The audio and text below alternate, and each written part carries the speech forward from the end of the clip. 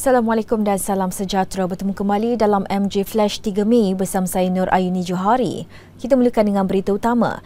Pengasas Rumah Bonda Siti Bainun Ahmad Razali dijatuhi hukuman 12 tahun penjara oleh Mahkamah Session Kuala Lumpur hari ini. Keputusan dibuat selepas tertuduh didapati bersalah mengabai dan menganiaya remaja sindrom Down dikenali Bella. Hukuman itu dijatuhi Hakim Izralizam Sanusi selepas pihak pembelaan gagal menimbulkan sebarang keraguan munasabah di akhir kes pembelaannya.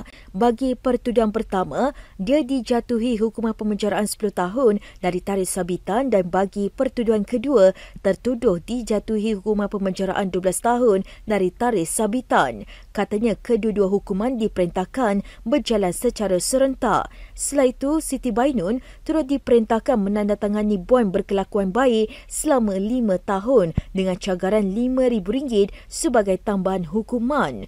Hakim turut memerintahkan tertuduh menjalani khidmat masyarakat selama 200 jam agregat yang disempurnakan dalam tempoh 6 bulan selepas tamat hukuman penjara. Mengikut pertuduhan pertama dan kedua, dia didakwa mengabai dan menganiaya remaja perempuan sindrom Down berusia 13 tahun. Perbuatan itu dilakukan sehingga menyebabkan mangsa mengalami kecederaan fizikal serta emosi di sebuah unit kondominium di Wangsa Maju antara Februari dan Jun 2021. Pertuduhan itu dibuat mengikut Seksyen 31-1-E Akta Kanak-Kanak 2001 yang membawa hukuman maksimum penjara 20 tahun atau denda RM50,000 atau kedua-duanya jika sabit kesalahan.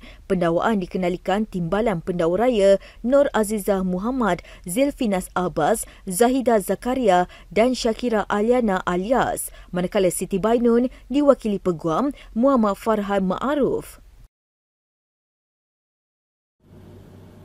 Bekas anggota polis direman 7 hari bagi membantu siasatan kes sama menggunakan senjata secara berkumpulan terhadap seorang lelaki di Taman Bukit Cheng, Melaka pada 29 April lalu. Perintah terhadap lelaki berusia 35 tahun itu dikeluarkan Magistrate Syarda Shinha Muhammad Sulaiman di Kompleks Mahkamah Air Keruh hari ini.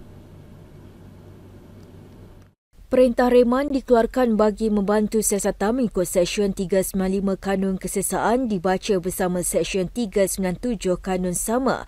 Jika sabit kesalahan boleh membawa hukuman penjara maksimum 20 tahun dan sebat. Pada 29 April lalu, sekitar jam 12.05 tengah malam, seorang peniaga sayur berusia 25 tahun dilaporkan telah didatangi dua lelaki termasuk suspek dengan menaiki motosikal di hadapan rumahnya. Ketua Polis Daerah Melaka Tengah, ACP Christopher Patik ketika dihubungi berkata salah seorang daripada individu itu telah mengeluarkan sebilah pisau dan mengacukannya ke arah pengadu. Kemudian mereka telah mengarahkan pengadu untuk menyerahkan wang tunai sebanyak RM400 dan barang berharga iaitu sebuah telefon bimbit. Bertindak hasil maklumat, suspek berjaya ditahan sepasukan anggota polis dari Siasatan Khas di 9 Ibu Pejabat Polis Daerah Melaka Tengah pada pukul 12.30 tengah hari 2 Mei lalu. Katanya dalam tangkapan itu, polis berjaya merampas pelbagai barangan kes termasuk satu unit bekas plastik yang mengandungi sebutir peluru. Peluru itu didakwa adalah milik suspek yang disimpan setelah suspek ditamatkan perkhidmatan dalam Polis Diraja Malaysia pada 2016.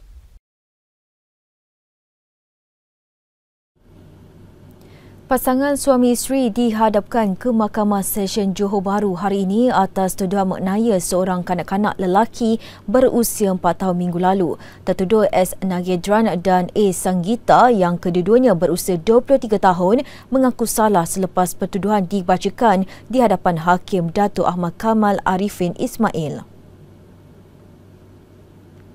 Nagedran yang juga bapa tiri kanak-kanak berkenaan manakala Sanggita ibu kandung kepada mangsa memohon diberi masa untuk melantik peguam dari Yayasan Bantuan Guaman Kebangsaan YBGK.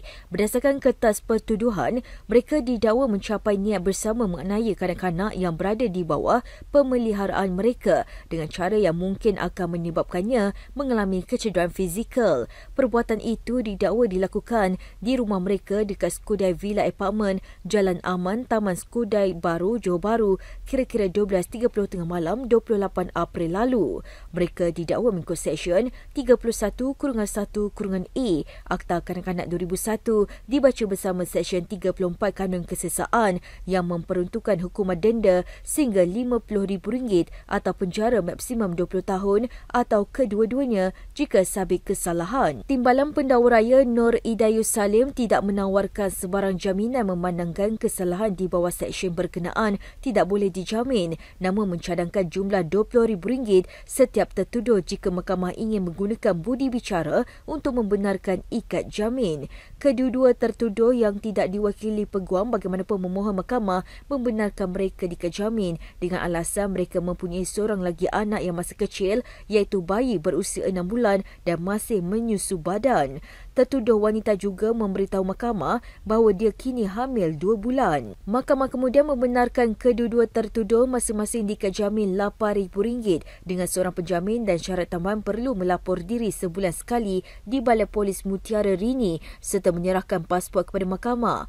Kes ditetapkan untuk sebutan semula pada 7 Jun depan bagi fakta dan hukuman setelah lantikan peguam. Sabtu lalu, media melaporkan suami isteri itu ditahan polis selepas disyaki mendera kanak-kanak lelaki itu sehingga meninggal dunia. Ketua Polis Daerah Iskandar Puteri, Asisten Komisioner Rahmat Arifin dilaporkan berkata mangsa dibawa ke zon kecemasan Hospital Sultanah Aminah HSA kira-kira jam 8.20 pagi Jumaat lalu sebelum didapati meninggal dunia sebaik tiba. Mangsa dilaporkan mengalami kecederaan di bahagian kepala, belakang telinga, perut serta kaki dan siasatan awal mendapati mereka menggunakan tangan dan menyangkut kayu. Bapa tiri kanak-kanak itu yang bekerja sebagai pengawal keselamatan mempunyai satu rekod jenayah lampau membabitkan kes jenayah.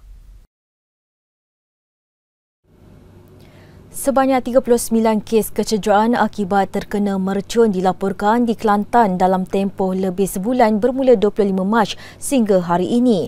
Pengarah Jabatan Kesihatan Negeri Kelantan JKNK Datuk Dr. Zaini Hussein berkata daripada kes kecederaan yang dilaporkan itu sebanyak 10 kes mangsa mendapatkan rawatan di Hospital Raja Perempuan Zainab II HRPZ2.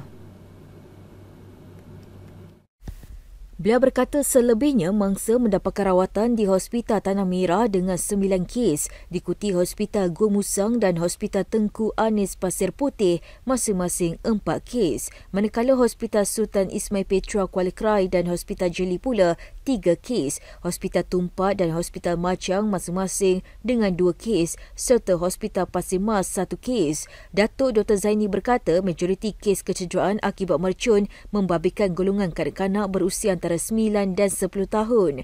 Jelasnya lagi, JKNK memandang serius terhadap peningkatan insiden kecederaan akibat bermain mercun di negeri itu dan menasihati orang ramai, terutama ibu bapa mengawasi anak-anak mereka supaya tidak terjebak. Semua sayap pemuda parti dalam Kerajaan Perpaduan akan mengadakan konvensyen pertama di Pusat Dagangan Dunia Kuala Lumpur WTCKL pada 14 Mei ini. Ketua Angkatan Muda PKR Adam Adli berkata mesyuarat pertama sayap-sayap pemuda dan wanita Kerajaan Perpaduan telah berlangsung dengan jayanya malam tadi. Katanya dalam kenyataan mesyuarat itu akan diselaraskan oleh Ketua Pergerakan Pemuda UMNO Dr. Akmal Saleh. Beliau juga menzahirkan terima kasih kepada Akmal yang membantu penyelarasan dalam kalangan pemuda BN untuk pertemuan julung kalinya dalam notis yang singkat. Ujarnya Sekretariat Kerja Awal Sayap-Sayap Pemuda Kerajaan Perpaduan telah ditubuhkan dan akan dianggotai oleh setiausaha dari setiap anggota komponen. Adam Adli turut menambah, ia bukan perkara yang mudah untuk menggerakkan gabungan serba rencam. Sebagai sebuah gabungan yang amat besar, katanya, tidak ada mana-mana pihak boleh bergerak secara bersendirian. Sementara itu, Dr. Akmal dalam kenyataan ringkas berkata, hubungan persahabatan dalam Kerajaan Perpaduan harus dimulakan dengan sifat menghormati antara satu sama lain. 3 rakyat Malaysia yang tidak pernah mendaftarkan diri dengan Kedutaan Besar Malaysia di Khartoum dilaporkan masih terkandas di Sudan. Perkara itu disahkan Menteri Luar Datuk Seri Zamri Abdul Kadir dalam satu kenyataan hari ini. Namun Wisma Putra kini sedang menggerakkan usaha bagi membawa mereka keluar. Katanya Wisma Putra hanya menerima maklumat mengenai mereka itu pada 30 April lalu menerusi aplikasi sosial Facebook Messenger Kedutaan Malaysia di Khartoum yang melibatkan seorang ibu dengan dua anaknya serta suami warga Sudan yang tinggal di wilayah Al-Gaza namun terperangkap ketika cuba keluar dari negara itu. Sesudah itu, usaha pemindahan anggota keluarga berkenaan untuk keluar dari Sudan sedang diusahakan oleh pasukan khas Op Sudan Wisma Putra. Ujarnya lagi, ketiga rakyat Malaysia serta lelaki warga negara Sudan sedang dalam perjalanan menuju ke Port Sudan dan dijangka tiba hari ini. Kerajaan melalui Duta Besar Malaysia ke Arab Saudi dan Duta Besar Malaysia ke Sudan turut memohon bantuan Kerajaan Arab Saudi serta Kedutaan Besar Pakistan di Sudan. Beliau menambah langkah berkenaan bagi membolehkan 4 beranak itu dapat menaiki kapal untuk membawa mereka keluar dari Port Sudan menuju ke Jeddah dalam masa terdekat.